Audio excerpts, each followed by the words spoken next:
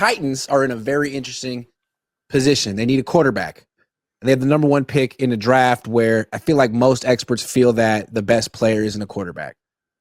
Abdul Carter, edge rusher from Penn State. A lot of people like him. And I think some people are thinking, hey, well, maybe the Titans shouldn't draft a quarterback there. Take the best player, take the Hall of Fame edge rusher maybe, and trade a second-round pick or something, Jeffrey Simmons, for Brock Purdy. Do you think the Titans would pick up the phone? Do you think this is something that the Titans would want to do?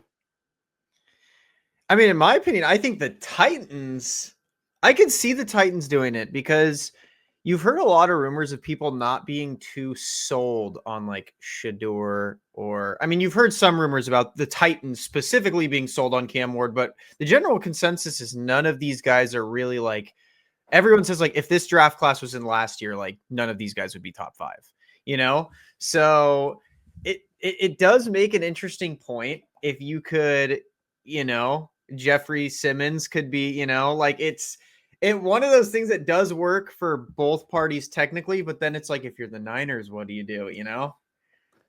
So you're saying that, like, I'm just trying to play this out as like a thought experiment. Yeah. Like the Titans wouldn't trade the first pick for him, would they? No way. No. Okay. Cause he's supposed to be like one of the best quarterbacks in the league and better than Justin Herbert and Jordan Love and worth $300 million. We're going to talk about that, potentially $60-something million a year, but not worth the number 1 pick.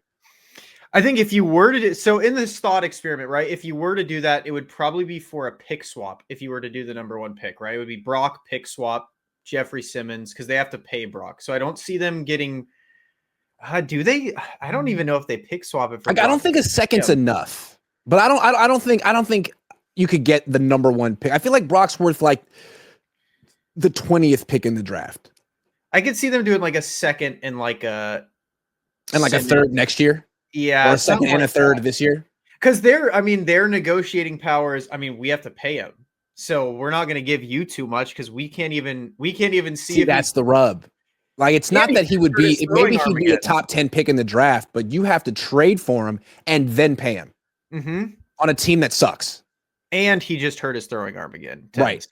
And the thing about Brock, and this is why I question his market to begin with, is like, I'm not sure the Titans would want to do this. Maybe the Niners would look at Tennessee and say, hey, man, you know, make us a great offer so we can go get Aaron Rodgers. But from the Titans' perspective, if they go and get Brock or Rodgers or whichever quarterback, are they going to be good? I mean, go get a quarterback, give them a ton of money, and put them. Who do they have in Tennessee right now? I don't even know that team. Ladarius Sneed. Who do they have on offense? Tyjae Spears. Whew, I couldn't tell you, man. That seems terrible. Yeah, that seems pretty bad. Like, they don't really have. I mean, they have Calvin Ridley, I guess. If you like Calvin Ridley. You know, they did. They spent a lot of money on Calvin Ridley and Ladarius Sneed, even though they suck. That was like, what are you doing? Anyway, but if they have Brock Purdy, they'll be good, right? Because he's a top 5 quarterback, top 10, 7th in QBR. He was 7th in QBR, Tyler. Actually, no. If you ask certain people, he can't make a team better himself. You know, he had too many injuries this year, so he can't make a team better himself. No quarterback can make a team better themselves. Come on. The easiest example is Joe Burrow. Come on. That's what everyone now compares Brock to. Is look at Joe Burrow. He needs Jamar Chase and T. Higgins to have a year like this. And even then, he can't make the playoffs. So Joe Burrow did Brock Purdy the biggest service he could have ever done him, was not making the playoffs with them, because now every Purdy guy can go, oh, so Joe Burrow isn't good now? So Joe Burrow isn't good because he didn't make the playoffs. Even though we all know that their defense let 30 points a game go up. And, you know, I honestly again, like if Burrow stock just boosted Purdy stock, same with Herbert and Baker, all these guys, Darnold, if Purdy's stock keeps going up, then he's got to be worth 2 first-round picks. We're talking about the 7th best quarterback in the league. 7th best. Here's my thing too, right? To go along with this thought exercise. If Brock Purdy was an unrestricted free agent, how many teams genuinely do you think would make him an offer for over, let's say, $40 million? I think you hard pressed to find a single team willing to offer him a 5-year over $40 million deal a year. Yeah, I don't know. Because I think the problem with Brock, and people don't want to admit it, is Jimmy. The fact that Jimmy went to the Super Bowl with this team and Jimmy won a lot of games and put up good numbers, and then he went to the Raiders and failed. And now he's back up. And there's one thing you can't deny. His arm this year looked significantly weaker. Like, no matter how big of a Brock Purdy fan you are, the arm this year looked very, very weak. And the decision-making was way worse than it used to be.